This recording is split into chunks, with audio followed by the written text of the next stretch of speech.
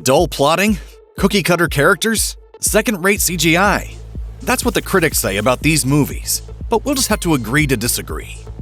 Space may be an infinite void, but it's rich with potential. In 1979, Disney spent $20 million to send the USS Palomino on a mission to mine Star Wars and Star Trek fans for box office receipts. It worked, and Disney took in $37 million, with a few bumps along the way. Roger Ebert called The Black Hole a talky melodrama, revolving around a gimmick. And he's right. There's way too much chatter, and the actual black hole is little more than a backdrop. Generally, the movie also feels like a single Star Wars scene stretched out over 98 minutes. Still, it sure does look fantastic. The artistic team created 150 matte paintings, handmade models, and projections of models to establish a sensational celestial setting. These vivid visuals actually won the movie 2 Oscar nominations. Meanwhile, the ending is marked by what Ebert himself admitted is a sensational visual payoff. And one particularly famous shot is like someone summoned an Iron Maiden album cover into Fantasia. Despite that bumpy ride, the black hole really is a journey worth taking. Resources tend to be limited in most post-apocalyptic wastelands. Resources were probably limited during the making of METALSTORM: The Destruction of Jared Sin, too. It may have been hustled onto film, as Washington Post critic Gary Arnold suggested in his 1983 review of the film. But it's all done with enough care to stand out among that decade's many post-nuclear landscapes. And sure, METALSTORM treads the path that Mad Max wore deep into its dust-covered, sun-drenched backlands, but it's not made any worse for that fact. Meanwhile, Richard Mall gives his everything as Hurok, leader of the Cyclopeans. That's a good thing too, as you can always tell when actors are phoning it in on movies like this. Mall later explained that he reached out for the role, despite knowing it required extensive makeup. And when an actor really buys in, it shows. He's not the only one either. Tim Thomerson inserts a little Han Solo sidekick charm into Rhodes, and Michael Preston flashes his Mad Max pedigree as the powerful Jared Sin. Maybe the slow-mo fight sequences drag and the chases go nowhere, but METALSTORM boasts enough cinematic sparkle for genre fans to enjoy. In his review of The Ice Pirates, the New York Times' Vincent Canby called it an underdeveloped movie. But today, its half-baked goofiness still lands. The Ice Pirates is a satire that targets the usual suspects.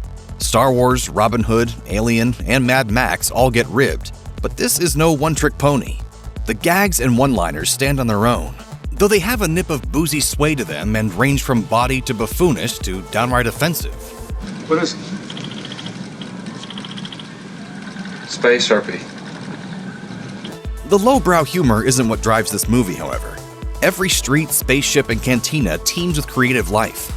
Few Star Wars pastiches have demonstrated this kind of thoughtfulness with their prop usage, set design, space-age costumes, and commitment from extras and side characters. The Ice Pirates can be bewildering at times because of the excessive jokes, sure, but that's all part of the fun, too. In 1986, the Washington Post's Paul Adonisio wrote, "The original Invaders from Mars did something this spoof never even comes close to. It scared the heck out of you." He's right. The latter-day Invaders from Mars is not scary. However, it is a canon movie, and a collaboration between legendary horror director Tobe Hooper and Alien screenwriter Dan O'Bannon. And that should be enough to grab your interest.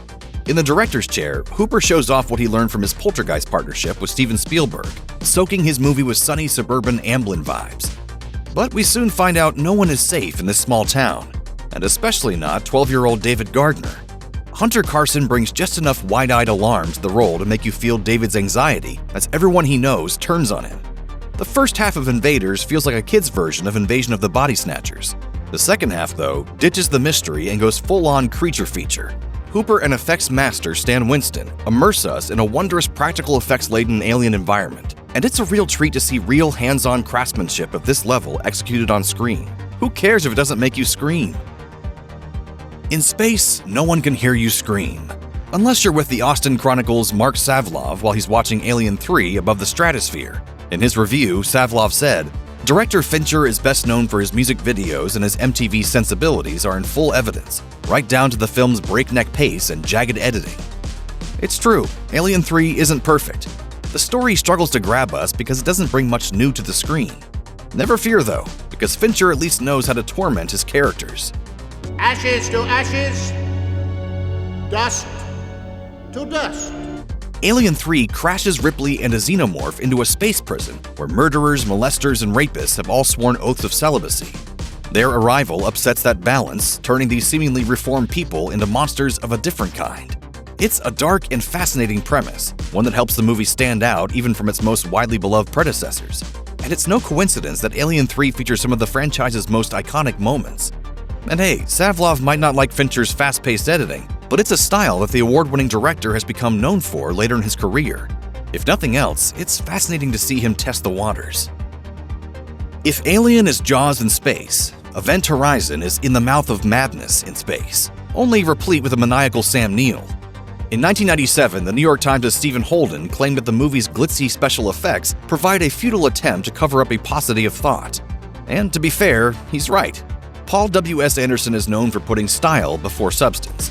But he finds a nice balance here. Anderson was inspired by 2001: A Space Odyssey and Alien, which may be why he's a little more reserved, for him at least. Surprisingly, most of the horror and gore is shown in brief flashes. Only a few times do you actually see anyone straight up bathed in blood. At the same time, Anderson uses full-scale models for the interior instruments and meticulously crafted scale models for exterior shots of the movie's ships. Anderson even scanned Notre Dame Cathedral in Paris to give the Event Horizon its intimidating edge. In fact, he nailed the space horror aesthetic generally, making for a movie that has long outlived its scathing reviews. Long before Vin Diesel preached about family in the Furiousverse, he wandered the galaxy as a fugitive named Richard B. Riddick. Pitch Black kicks off the trilogy with a sci-fi horror film that won over audiences but divided critics. In 2000, Washington Post critic Desson Howe called the film derivative, saying its creatures, landscape, and plot reminded him of Jurassic Park, Mad Max, and Alien, as if that's a bad thing. Not only that, but Pitch Black's cast is excellent. Yes, Diesel chews rocks for dialogue, but considering he's meant to be a gritty former soldier, it kind of works. Where the hell can I get eyes like that? Gotta kill a few people. Meanwhile, the movie's world is dark but beautiful, suitably lit only where it needs to be. The camera work is clever, the creature chases are tense, and the jump scares are well earned. Honestly, it's a shock that critics panned Pitch Black in the first place. 15 minutes into Pandorum, you believe you're watching a quiet psychological thriller set in space, and then it very quickly becomes very clear that you're not. In 2009, The Independent's Anthony Quinn lamented that Pandorum's final half hour is a right old mess, despite a few scary moments. And he's on the money in a sense. There certainly are some scary moments. In this movie, the physical agony of hypersleep comes alongside a form of stress-induced psychosis known as Pandorum. The situation gets even more stressful when that gang of mutants turn up, armed with sharpened, fire-protruding instruments of death. In some ways, Pandorum is a bit like The Descent. It's claustrophobic, unsettling, and literally dark. You don't get to scan the screen for potential terrors. They're on you before you know it. Those creatures, best described as a mix of the underground dwellers from The Descent and the Uruk-hai from The Lord of the Rings, may be the true horrors aboard the ship, but Pandorum itself adds a layer of tension that drives the plot and makes the movie as compelling as it is tense. In 2013, Time's Richard Corliss said of the Tom Cruise movie Oblivion, 6 minutes or 60 years after seeing the movie, viewers are unlikely to remember it. And maybe he isn't wrong. It's easy to see that Oblivion is overly complicated, with too many big sci-fi concepts that are integral to the central story. There's an alien invasion, a huge ship destined to save civilization, clones, survivors driven underground, and other survivors sleeping in space. If you actually take a step back, the whole narrative looks kind of like the tangled ball of Christmas lights Clark Griswold pulls out of his garage. It's a lot to untangle. You have to check every bulb. Whoops, got a little knot here. Work on that. On a second viewing, the core does start to unravel. You can follow the story arc back to its origin point, and eventually, the whole thing lights up wonderfully. It doesn't hurt that the movie is sci-fi eye candy too. Director Joseph Kosinski shows off the same deftness for action that later landed him the Top Gun Maverick gig.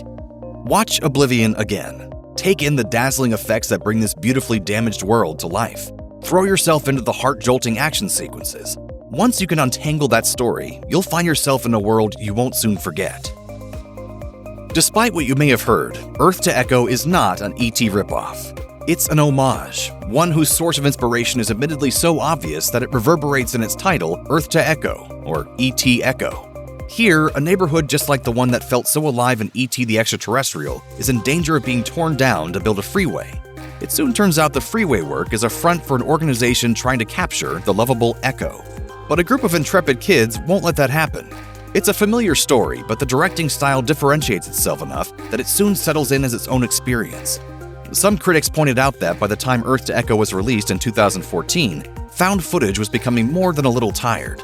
Still, this movie takes a refreshing approach by utilizing multiple photographic formats, including phones, GoPros, and video streams. Overall, there are enough parts assembled from E.T. that the film successfully stokes nostalgia in fans of the Spielberg classic, but the modern tools used here tell the story in a way familiar to a new generation of sci-fi lovers. Here's what Empire critic John Nugent had to say about The Tomorrow War. It's a big, blundering, CGI-heavy action sci-fi that works within its genre mold rather than outside it. And yes, it is big, it is blundering, and it is CGI-heavy. But it's also a hugely clever sci-fi concept. Earthlings from 2051 arrive in the present day to recruit soldiers for a future alien war. It's not just the premise that wins us over here, though. The effects are brilliant, the aliens are thoughtfully designed and capably rendered, and the action sequences are spectacles that never feel purposeless. You're also never left doubting that the people of 2022 faced insurmountable odds in this battle. The plot itself operates within the confines of standard sci-fi, with one notable exception: Sam Richardson's Charlie. Over the course of the movie, Charlie progresses from a hilariously nervous rookie to a chainsaw-wielding veteran, shouldering both comedic relief and climactic catharsis along the way. In fact, this character breaks the genre mold in a charming and unexpected way. And Richardson, who steals the show, frankly deserves top billing. Sorry, Chris.